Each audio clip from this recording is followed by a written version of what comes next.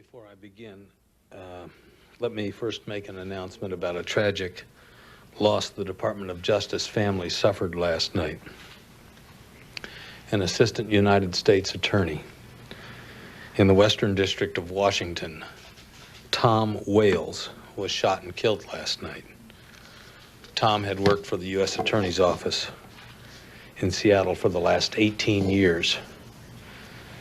At this time, the case is being investigated.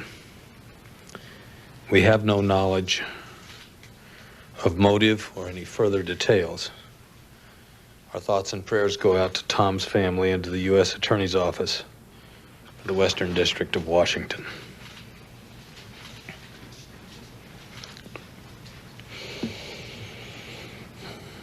I have several announcements to make today regarding the continuing efforts of the Department of Justice to ensure the safety and security of Americans in the light of the continuing terrorist threat. First, a federal grand jury in Phoenix, Arizona returned yesterday and unsealed today a 2-count indictment against a Tempe man, Faisal Michael al-Salmi, for giving false statements to the FBI in connection with our investigation into the terrorist attacks on September the 11th. Mr. al-Salmi is in federal custody in New York and will be returned to Arizona to face charges. This indictment serves as a reminder that the Department of Justice will bring the full weight of the law upon those who attempt to impede or hinder this investigation. Lying or attempting to conceal information from federal investigators will not be tolerated. We will spare no legal means to identify, locate, and incapacitate terrorists and those who aid and abet them in their criminal activity. Second, the United States Attorney's Office in the Eastern District of Pennsylvania filed a motion yesterday charging Argenbright Holdings, also known as Securicor, with violation of the terms of a sentence that company received less than a year ago for an astonishing pattern of crimes that could have directly jeopardized public safety. The motion concludes that Argenbright Holdings continues to violate laws that protect the safety of Americans who travel by commercial airlines. The Department of Justice investigation reveals that Argenbright Holdings has committed new Federal Aviation Administration regulatory violations at 13 airports throughout the United States, including Washington, both Dulles International and Reagan National, Boston, Logan International, New York, LaGuardia, Los Angeles, Trenton, Detroit, Phoenix, Las Vegas, Columbus, Dallas-Fort Worth, Seattle, and Cedar Rapids. Our investigation shows Argenbright Holdings has hired pre-departure screeners who have disqualifying criminal convictions, including convictions for theft, burglary, and illegal drug possession, and that Argenbright Holdings made false statements about its employees' backgrounds. Now, members of the Justice Department have conferred with the Inspector General of the Department of Transportation and with authorities at the Federal Aviation Administration. The Inspector General is conducting an assessment of procedures and practices and operations and personnel at other airports other than at the Philadelphia airport. In the event of non-compliance, we will prosecute aggressively to secure the safety of the public. Americans who pass through our nation's airports and who travel on our nation's airlines must and will be protected. Security companies at our airports will be held accountable for their actions. The Justice Department will enforce the law fully and vigorously to protect Americans. Finally, I want today to commend the United States Senate for passing the administration's anti-terrorism bill with overwhelming support. 96-1, to give law enforcement the additional anti-terrorism tools we need, to give us additional tools we need to deter and disrupt terrorism. The House of Representatives should act today as well. Congress needs to send a message to terrorists that they will find no safe haven in America. Again, our anti-terrorism task forces need tough new laws now to defeat terrorists. I ask the congressional leadership to send the president a bill to sign right away. I can say with enthusiasm that they should not delay. We need these anti-terrorism tools now. While the Department of Justice's actions represent the government's ongoing efforts to protect the public, Americans must be mindful of the threat of additional terrorist acts and be mindful of the fact that such a threat is real. The alert issued yesterday by the FBI should promote caution, not incite alarm. All possible measures are being taken to detect and prevent future attacks, to both incapacitate and deter would-be terrorists. Americans can assist in this effort by going about their lives with a heightened sense of vigilance and a renewed sense of responsibility for their neighbors, coworkers, and communities. Each of us is affected by the threat of terror. It's a threat that continues to darken our country, but we can brighten our opportunities by being more aware, more alert, and we can mitigate the threat by cooperating and working well together. Thank you. Yes, sir. Two questions. First, Mr. Al-Salmeh from Arizona. What did he lie about? What is his connection to the case? And secondly, there are reports today that there may have been some trucks stolen around the nation. I'm curious if there are any warnings that have gone to law enforcement, whether you consider this a serious threat. I'm not prepared to make remarks about the charges against Mr. Salmi that are outside the nature of the complaint that's been filed against him. Secondly, we're always concerned about unaccounted for trucks. Stolen trucks, obviously, would be a matter of concern to us, but we have not, to my knowledge, made a special notation in terms of informing law enforcement. Ashcroft, there have been reports that one of the hijackers was located near where the anthrax was found in Florida, that one of the hijackers might have been at a drugstore with red hands and that type of thing. Can you tell us whether there has been any connection made between the anthrax cases down in Florida and the hijackers? We have not been able to develop information which would allow us to draw a conclusion about a connection between the anthrax cases in Florida, meaning the one setting where 3 or 4 anthrax-related situations have existed, either that case in Florida or the case which was mentioned earlier today in New York.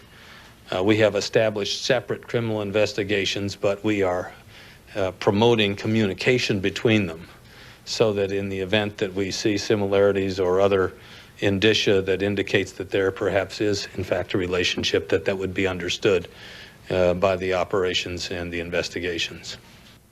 Attorney General, you and the President keep saying that we should go about our normal lives, but when you give warnings that say anyone with a cut on their hand or a lesion on their hand should call their doctor, how... I don't think anyone, if you'll just pardon me, I don't think we've said that. I think I was with the Secretary of Health and Human Services when he said anyone with a lesion that had certain characteristics of redness, that was dark in the middle, and they had reason to suspect. That's a different thing.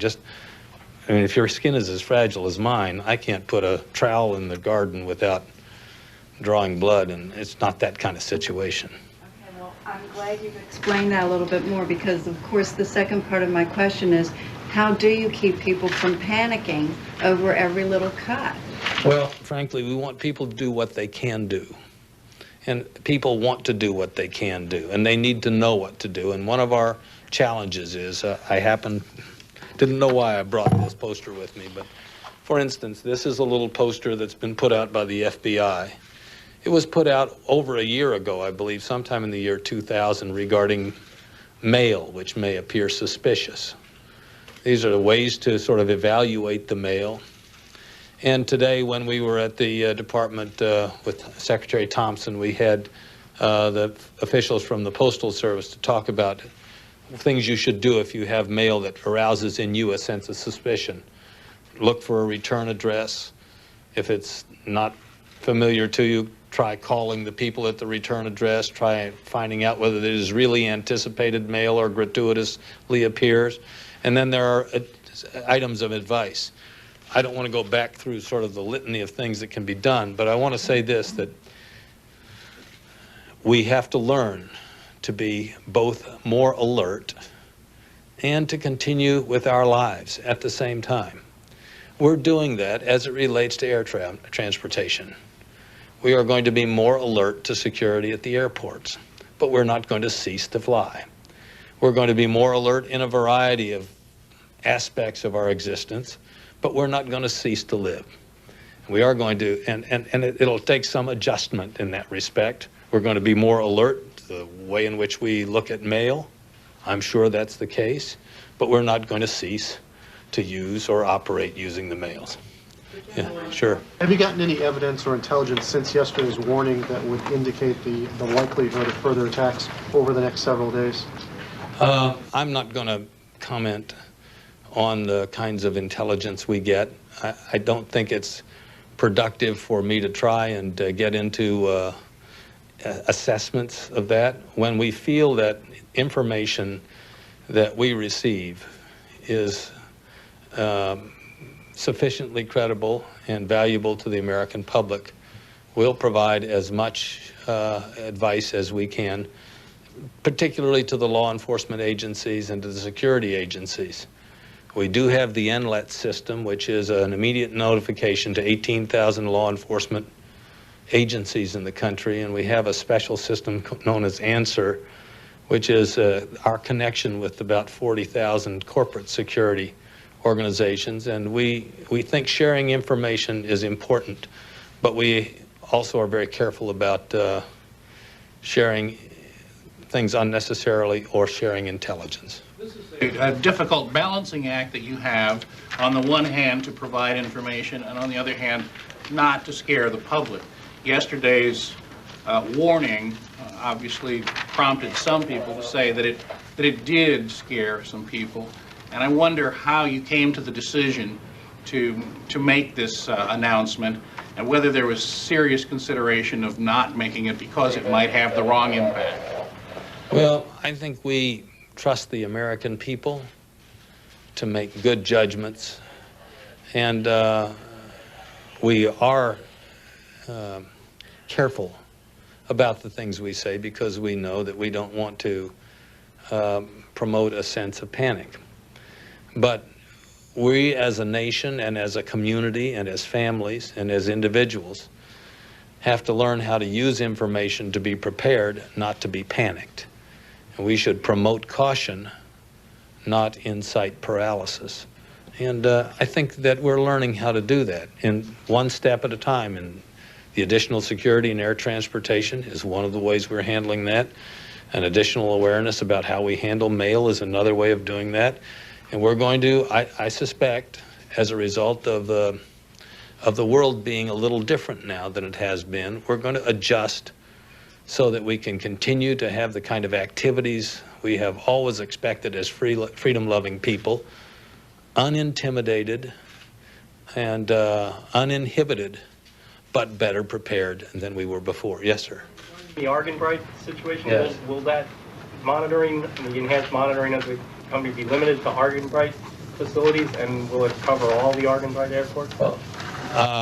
I have conferred with the Inspector General through Department of Justice officials today, the Inspector General of the Department of Transportation, who works with the Federal Aviation Administration, to indicate that we want to know about any shortfalls in Argenbright's performance.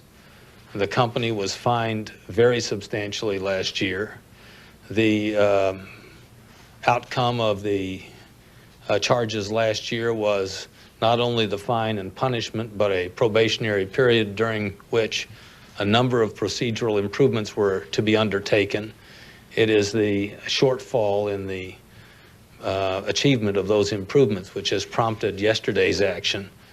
And it has focused on Philadelphia, but the jurisdiction of the federal courts exists there, and whether it be there or in other settings and venues, if we, in conjunction with the assessment of the Inspector General of the Department of Transportation and the Federal Aviation Administration authorities, learn that there is a failure to protect properly the public in other settings, we will act based on those, and we will act aggressively. Yes. One more question, I please. think you General Ashcroft, I just wanted, do you have any more information about the shooting death of Tom Wales? What kind of cases did he work on? What did he work on? We don't terrorism? have any information about a motive, and frankly, this came to me before I came to work this morning, and the case is just being developed. Thank you very much.